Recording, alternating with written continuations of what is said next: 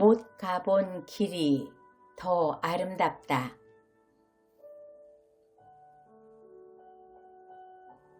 아침에 눈 뜨자마자 마당에 나갔다가 이제서야 집 안에 들어왔다.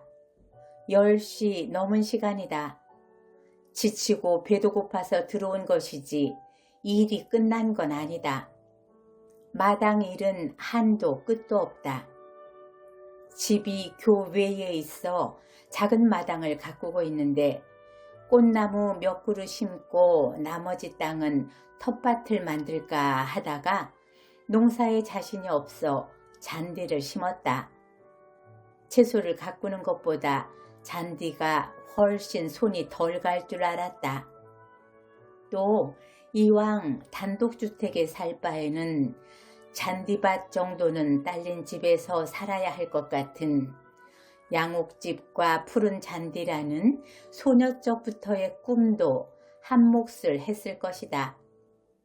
마당이 양지발라 잔디가 잘 된다. 나무 심기, 전지 등 동네 마당 일을 도맡아 해주는 정원사 아저씨도 이 동네에서 우리 집 잔디가 제일 예쁘다고 칭찬을 해준다. 잘한다 잘한다 하면 더 잘하고 싶다고 어디 경연대회라도 나갈 것처럼 점점 잔디에 신경을 써 버릇한 게 이제는 빼놓을 수 없는 일과가 되었다. 나의 근본이 워낙 시골뜨기라 처음엔 흙장난처럼 즐겁기만 하더니 체력이 떨어질 나이라 해마다 더 힘들어진다. 이른 봄 미처 잔디가 푸르러지기 전에 예서 재서 푸릇푸릇 고개를 고추 세우고 올라오는 풀은 틀림없이 잔디가 아니다. 나는 그런 풀을 나도 잔디라고 이름 붙이고 가차없이 뽑아버린다. 나도 잔디는 저항 없이 잘 뽑히는 걸 보면 착한 풀이다. 나의 노역이 고대지는 건 꽃밭에서 1년 초들이 싹트고 잔디도 하루가 다르게 푸르러지는 바로 5월, 요즘 같은 계절이다. 클로버들은 잔디 사이에 그들만의 질기고 치밀한 그물망을 만들고 민들레, 냉이, 새금풀, 질경이를 비롯해서 이름도 알 수 없는 온갖 잡초들이 하룻밤 새에도 5cm, 10cm씩 자라서 여발한 듯이 하얀 꽃을 피우기도 한다. 그 연약하고 보잘것없는 것들에게 악착같이 싸움을 거는 자신이 때로는 민망하고 한심하지만 내 마당을 내가 원하는 밑그림대로 관리하고 싶은 욕망을 어쩔 수가 없다. 잔디 사이에서 고개를 들고 싹트는 풀의 종류는 해마다 늘어나고 다양해진다. 아무리 잡초라 해도 이 땅의 사냐에서 번식하던 것은 낯설지 않은 법인데 그렇지 않은 신종 잡초도 많다. 이것들은 도대체 어디서 온 것일까? 온갖 잡새들이 산에서 내려와 마당에서 놀다 가는 일이 많으니 그것들의 배설물이 원인일 수도 있지만 이국적인 잡초는 아마도 먼 나라에서 불어온 바람, 특히 황사바람을 타고 오는 게 아닐까? 연말리를 날아와서 하룻밤 새에 꽃까지 피우는 생명력이 경이롭고도 두렵다. 그런 생각을 하면 내 끝없는 노동에 맥이 빠지면서 내가 졌다. 있지도 않은 백기를 들고 마당에 벌렁 드러누워 버릴 적도 있다. 잔디밭에 등을 대고 누우면 부드럽고 편안하고 흙 속 저 깊은 곳에서 뭔가가 꼼지락대는 것 같은 탄력이 느껴진다. 살아있는 것들만이 낼 수 있는 이런 기척은 흙에서 오는 걸까? 씨앗들로부터 오는 것일까? 아니, 둘 다일 것 같다. 흙과 씨는 분리해서 생각할 수 없을 적이 많다. 씨를 품은 흙의 기척은 부드럽고 따숩다. 내 몸이 그 안으로 스밀 생각을 하면 죽음조차 무섭지 않아진다. 흙은 아무거나 받아들이기만 하는 것이 아니다. 조그만 틈만 있어도 흙은 푸른 생명력을 토해내고 만다. 대문에서 집 현관문까지는 경사가 져 있어서 돌계단을 깔았는데 집 지은 지 10년이 넘는 동안에 돌과 돌 사이에 이음새를 바른 시멘트가 떨어져 나간 데가 생겼다. 그 사이에서도 풀이 나기 시작했다. 처음 돋은 풀들은 연약한 외떡잎 풀이더니 해마다 그 종이 다양해져서 쌍떡잎 식물도 돋아나고 작지만 꽃까지 피는 것도 생기면서 돌이 점점 삐딱하게 기울기 시작했다. 사실 그 사이에서 돋아난 푸른 것들이란 자세히 눈여겨보지 않으면 보이지 않을 정도로 미소한 것들이다. 그렇지만 생명 있는 것들의 힘은 비록 영양실조에 걸렸을 망정 큰 돌을 움직이는 괴력이 되기도 한다. 생명 있는 곳엔 바람의 형태로든 먼지의 형태로든 흙이 모여들어 씨앗과 합력한다. 돌계단의 이음새가 점점 더 넓어져서 안전을 위협하게 되자 금년에 집을 손보면서 돌을 바로잡고 틈을 시멘트로 빈틈없이 바르도록 했다. 이 땅의 산야를 4통 5달 굴을 뚫고 길을 내느라 단단히 포장한 아스팔트 길 밑의 흙 속에는 얼마나 많은 씨들이 흙의 입자만큼이나 무수한 씨들이 100년 후건 1000년 후건 싹틀 날만 기다리고 잠들지 못하고 있을까. 그런 생각을 하면 인간이 크게 못할 노릇을 하고 있는 게 아닌가 괜히 두렵고 뒤숭숭하다. 그렇다고 흙이 아스팔트야 들고 일어나겠는가. 요새처럼 흙의 생명력이 왕성할 때는 잡초뽑기 말고도 수시로 마당이 나를 불러낸다. 1년 초도 적당한 간격으로 솎아줘야 하고 심지 않았는데도 건강하게 영역을 넓혀가는 머위, 돈나물 등 식용할 야채를 거두기도 한다. 다 나에게 맞는 육체노동을 시키고 마음을 행복하게 해주는 고마운 흙장난이다. 아침 일과처럼 습관적으로 마당에 나갈 때는 모자도 쓰고 면장갑도 끼고 나름대로 준비를 하지만 책 읽고 글 쓰다가 머리도 쉴 겸 몸도 풀 겸 마당에 나갈 때는 맨손이다. 맨손으로 나갔다고 할 일이 눈에 안 들어오는 건 아니다.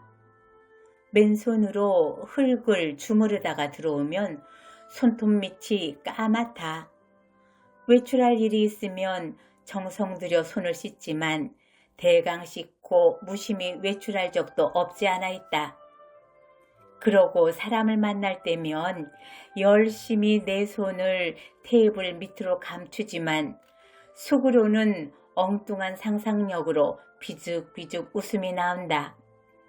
며칠만 나의 때 묻은 손톱을 간직하면 10손가락 손톱 밑에서 푸릇푸릇 싹이 돋지 않을까? 내 손톱 밑에 낀 것은 단연 때가 아니라 흙이므로. 매니큐어 대신 손끝에 푸른 싹이 난 10손가락을 하늘 향해 높이 쳐들고 도심의 번화가를 활보하는 유쾌하고 엽기적인 늙은이를 상상해 본다. 마당 가꾸기는 내 집마당이라는 소유욕과 이웃집 마당보다 더 예쁘고 가지런하고 싶은 일방적인 경쟁심 때문에 고달프지만 그것도 노동이라고 그 후의 휴식은 감미롭다. 집 앞이 바로 숲이다. 숲이 1년 중 가장 예쁠 때가 이맘때다. 매해 보는 거지만 5월의 실록은 매번 처음 보는 것처럼 새롭고 눈부시다. 실록의 빛깔도 수종에 따라 미묘한 차이가 있다. 순전한 녹두색도 있고 갈색이나 보라색이 도는 연녹색도 있고 젖빛이 도는 건 아마도 아카시아일 것이다. 그런 미묘한 차이가 원근과 수종에 따라 서로 조화를 이루면서 바람이 불 때마다 움직이고 살랑이는 모습도 조금씩 다르다. 그러나 한결같이 몽실몽실 부드럽고 귀여운 꼭 아기 궁둥이 같은 게 5월의 나무들이다. 내 소유가 아니어서 욕심 없이 바라볼 수 있는 자유와 평화, 그게 바로 차경의 묘미 아니겠는가? 내가 더 늙고 힘에 부쳐 우리 마당이 볼품없는 쑥대밭이 된다 해도 저 숲의 사계절 변화는 계속될 것이다. 노후에 빌려보는 경치가 아름다운 집에 산다는 게 큰 복이다 싶다.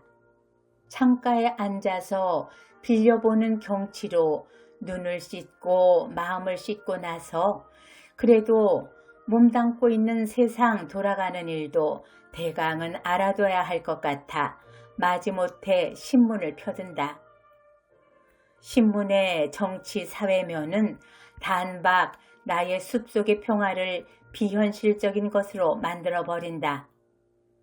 여야가 편가르고 흩어졌다 모였다 하면서 서로 제가 옳고 제가 잘났다고 우기는 건 선거철마다 있는 일이다.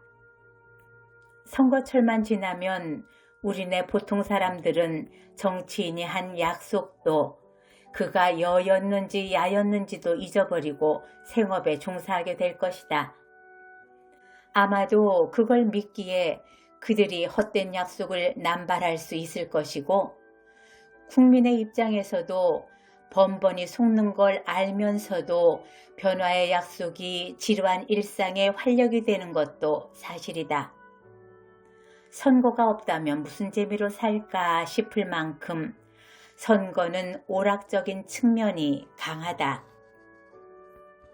정치판이 죽기 살기로 싸우는 걸 오락처럼 즐길 수 있는 편리한 심장이라 해도 천안함 사건을 비켜갈 수는 없다.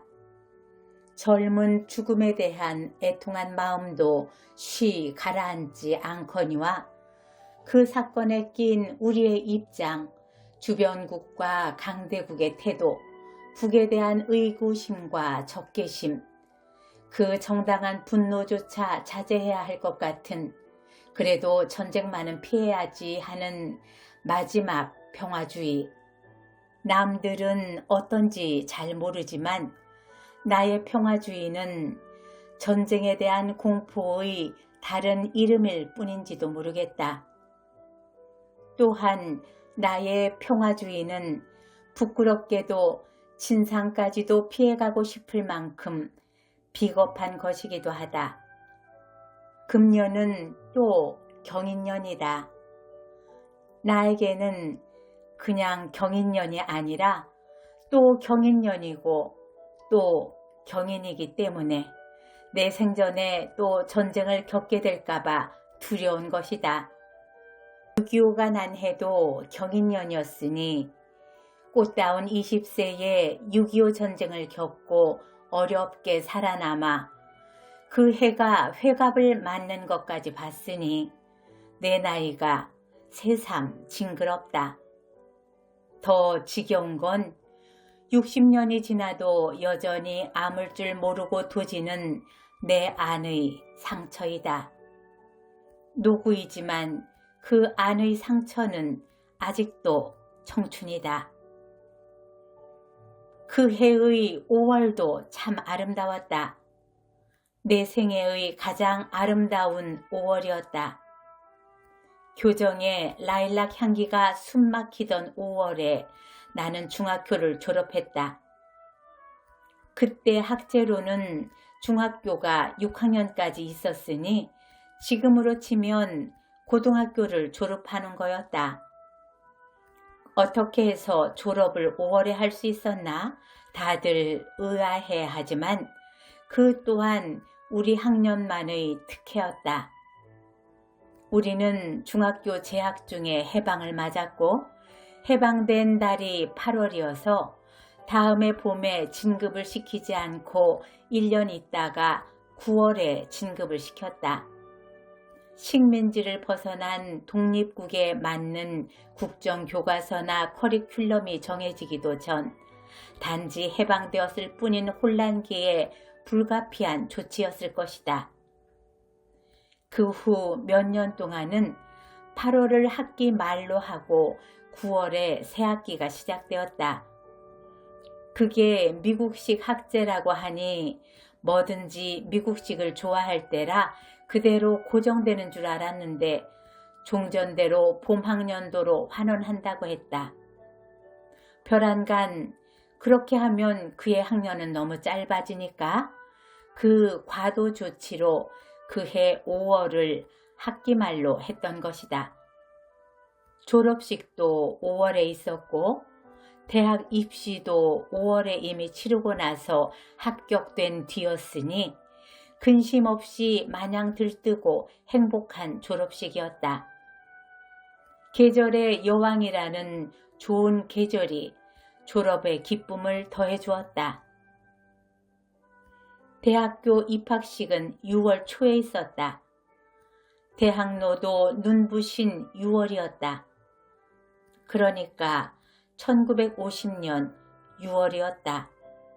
하필이면 왜 5월 졸업식이었을까는 굉장한 행운이었지만 하필이면 왜 50년 6월이었을까는 무서운 재난이었다. 입학식 치르고 며칠 다니지도 않아 6.25가 났다.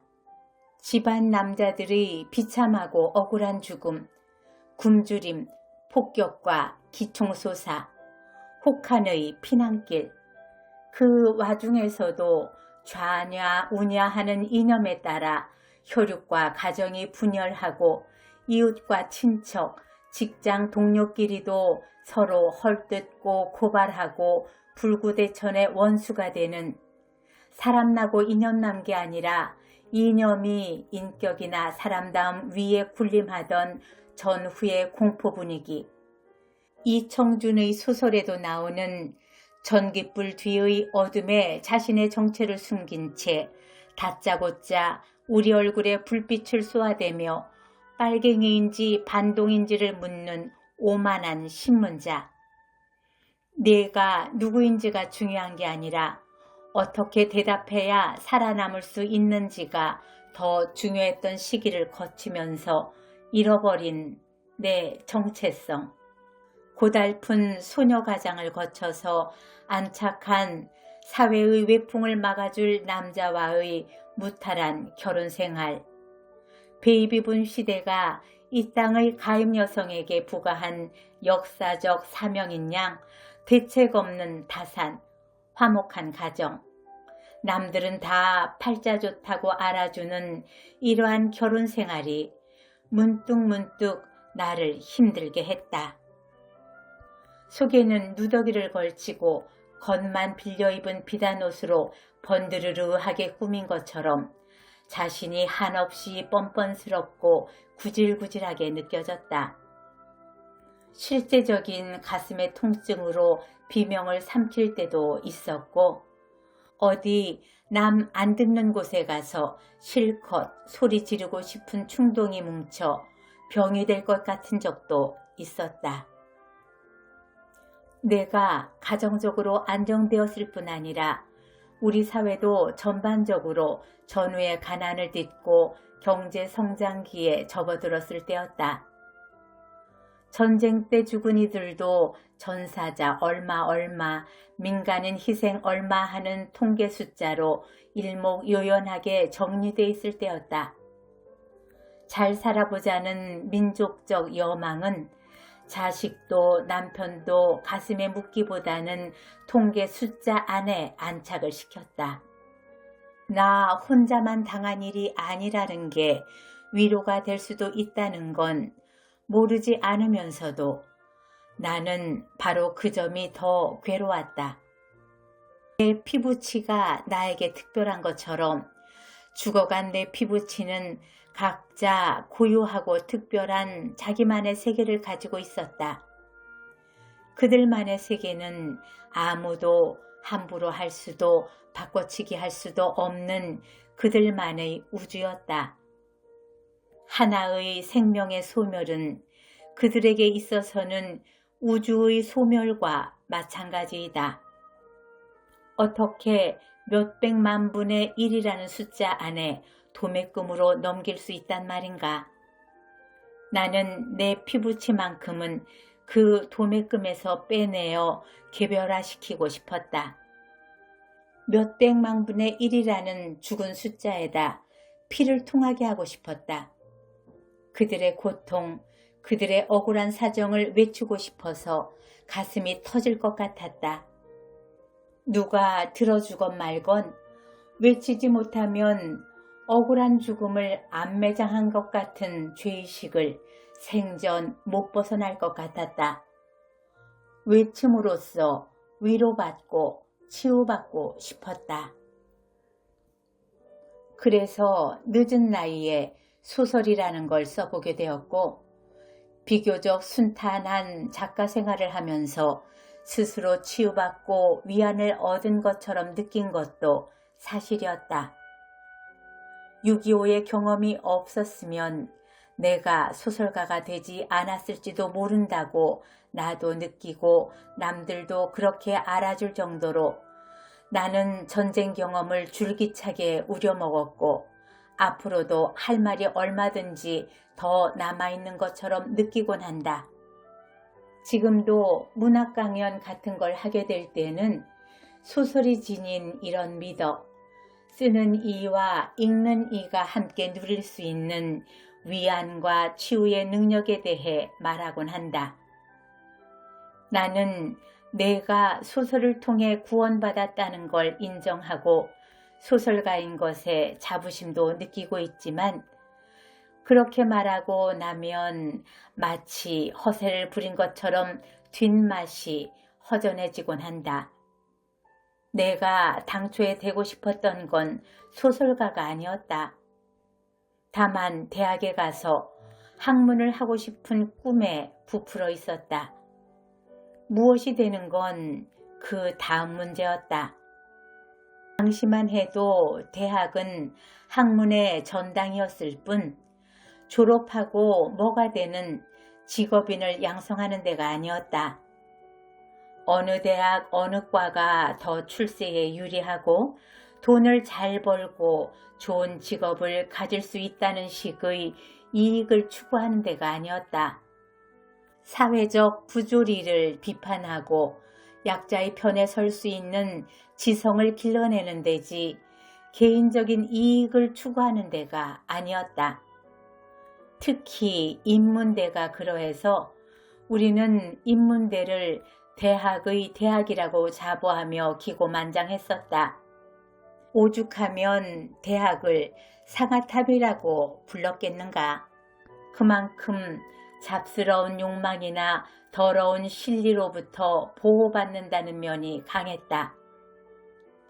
막 대학 문턱에 들어선 초년생에게 대학은 진리와 자유의 공간이었고 만권의 책이었고 그 안에 숨어있는 아름다운 문장이었고 지적 갈증을 죽여줄 명강이었고 사랑과 진리 등 온갖 좋은 것들이었다.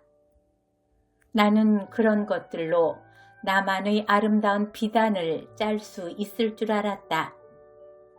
그러나 막 배틀에 앉아 내가 꿈꾸던 비단은 한 뼘도 짜기 전에 무참히 중턱을 잘리고 말았다.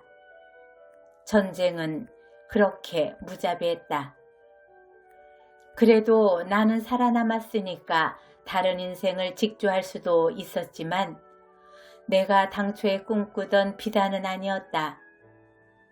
내가 꿈꾸던 비단은 현재 내가 실제로 획득한 비단보다 못할 수도 있지만 가본 길보다는 못 가본 길이 더 아름다운 것처럼 내가 놓친 꿈에 비해 현실적으로 획득한 성공이 훨씬 초라해 보이는 건 어쩔 수가 없다.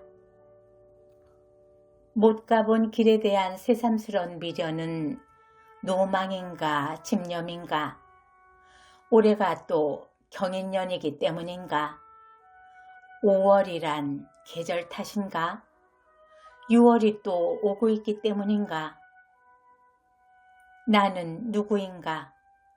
잠 안 오는 밤 문득 나를 남처럼 바라보며 물은 적이 있다. 20살에 성장을 멈춘 영혼이다. 80을 코앞에 둔 늙은이다. 그 두 개의 나를 합치니 20살에 성장을 멈춘 푸른 영혼이 80년 된 고옥에 들어앉아 조용히 붕괴의 날만 기다리는 형국이 된다. 다만 그 붕괴가 조용하고 완벽하기만을 빌 뿐이다.